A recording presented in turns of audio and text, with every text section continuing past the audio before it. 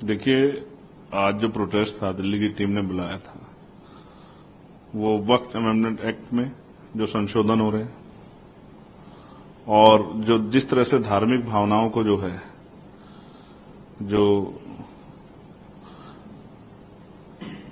ईष्ट हैं धर्मों के, उनको के खिलाफ जिस तरह की टिप्पणियां की जा रही हैं, देश को अस्थिर करने का, माहौल खराब करने का काम जो किया जा रहा है, जिस तरह से चाहे हिमाचल हो या बहराइच में जो है एक तरफा कार्रवाई की जा रही है, टारगेट किया है, लोगों के घर जलाए गए, उनके मुआवजे का क्या होगा, मैं वहां जाना भी चाहता हूं, उसके लिए भी पार्टी जो है प्रिपरेशन कर रही है। इन सब चीजों को लेके आज दिल्ली की टीम ने एक प्रोटेस्ट बुलाया था। और जब हम अपनी लड़ाई को लड़ने जाते हैं तो विरोधियों को जो लोग चाहते हैं कि देश में कमजोरों पर जुल्म होता रहे, वो उसको रोकने का काम करते हैं। इस तरह की षड्यंत्रों साजिशों से हम लोग डरने वाले नहीं। मैं यह स्पष्ट कर दूं कि चाहे कितने भी षड्यंत्र साजिश कर ले जाए, जब कमजोरों के खिलाफ जुल्म होगा, उनकी धार्मिक भावनाओं को या किसी भी धर्म की धार्मिक भावनाओं को अगर भड़काने का या उनको प्रकोप करने का काम किया जाएगा, तो फिर मैं संविधान के आधार पर उस लड़ाई को लड़ने का काम करूंगा।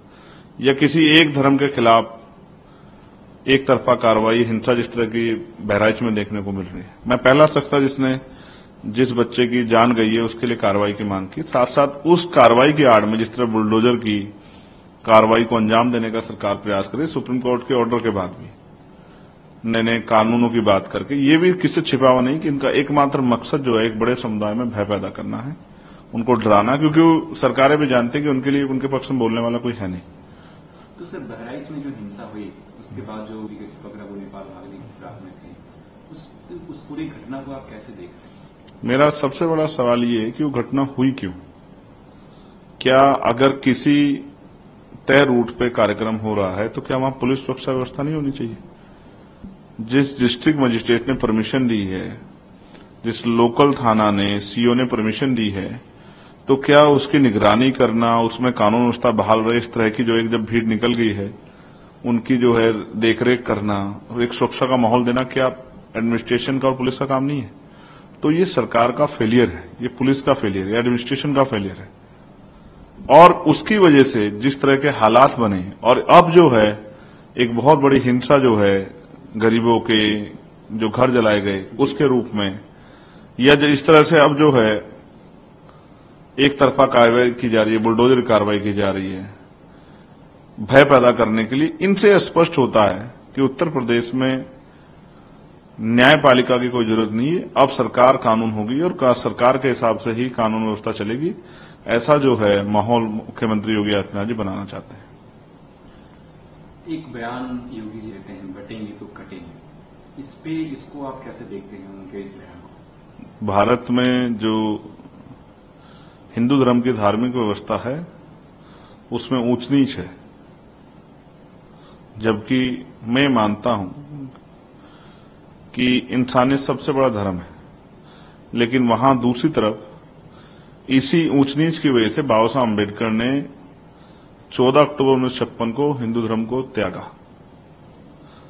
और उन्होंने संकल्प किया था ये वाला में कि मैं हिंदू धर्म में पैदा तो हुआ हूं लेकिन हिंदू धर्म में मरूंगा नहीं, क्योंकि वो लंबे समय तक प्रयास करते रहे कि हिंदू धर्म में जो ऊंच नीच की भावना सनातन में उसको खत्म किया जाए, सब लोग मिलजुल के रहें और जाति के आधार पर किसी का अपमान ना हो, सभी को बराबर का सम्मान मिले, चाहे वो धार्मिक स्थलों पे हो, चाहे वो शिक्षा के क्षेत्र में हो, चाहे तरक्की के क्षेत्र में हो, या गांव देहात में किसी के साथ कास्ट बेस्ड डिस्क्रिमिनेशन ना हो। लेकिन बाबा साहब अम्बेडकर भी समझाते समझाते विफल हो गए।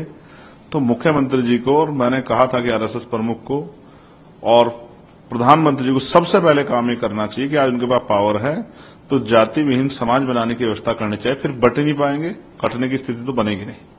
इस देश में बहुसंख्यक ग्रुप को ना कोई बांट सकता ना काट सकता। बांटा जिन लोगों ने वो व्यवस्था मैंने आपको बता दी जो ऊंच नीच की भावना पैदा करती है। तो अगर उस व्यवस्था को डायनामाइट लगा के उड़ा दिया जाए, वो व्यवस्था जो ऊंच नीच पर आधारित है, धार्मिक व्यवस्था, उसको खत्म कर दिया जाए, तो समानता आ जाएगी। और वो समानता लाने के लिए क्या भाजपा के लोग तैयार हैं, भाजपा के मुख्यमंत्री प्रधानमंत्री तैयार हैं, या जो संगठन भाजपा को पीछे से शक्ति देता है वो संगठन तैयार है?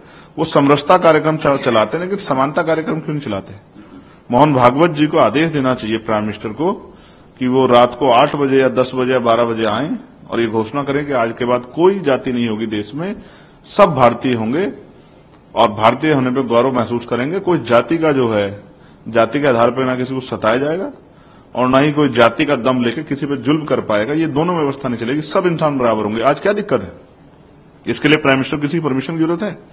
इसके लिए ना पाकिस्तान से परमिशन लेनी है, ना अफगानिस्तान से परमिशन लेनी है, ना इजराइल से परमिशन लेनी है, ना चाइना से परमिशन लेनी है, ना बांग्लादेश से परमिशन लेनी है। तो हमारे देश का मामला है और आप पावर में, आप ऐसा तो नहीं पावर में नहीं है। जब आप इनको नहीं चाहते बंटना दे, तो बंटने की शुरुआत कहां से हुई है? बंटने की शुरुआत उस धर्म के आधार पर जो व्यवस्था बनी उससे हुई है, जो छोटा बड़ा ऊंच नीच की भावना पैदा करती है। तो इस भावना को सबसे पहले खत्म करना पड़ेगा, तभी शायद मुख्यमंत्री बात कहें तो अच्छा लगेगा। सर, अंत में एक प्रश्न है, 9 सीटों पे, असेंबली सीटों पे उपचुनाव है यूपी में, कैसी तैयारियां हैं? कोई स्टेट की टीम अपना अपना काम कर रही है और जहां तक उत्तर प्रदेश की मुझे जानकारी है, वहां प्रदेश की टीम ने शायद 9 सीटों पर अपने उम्मीदवार घोषित कर दिए हैं। इसी तरह से राजस्थान की टीम भी जल्द अपने फैसले लेगी और इसी तरह से बिहार की टीम भी शायद आजकल में अपने फैसले लेगी और झारखंड में भी जो आने वाला चुनाव है, आम चुनाव, उसके लिए भी पार्टी ने कमर कस ली है। जहां तक मेरा मानना है कि जहां जहां पार्टी का संगठन मजबूत है, पार्टी को के दावेदार जो हैं, पार्टी मीटिंग में तय हुआ कि वो मजबूती से उतरेंगे और चुनाव लड़ेंगे।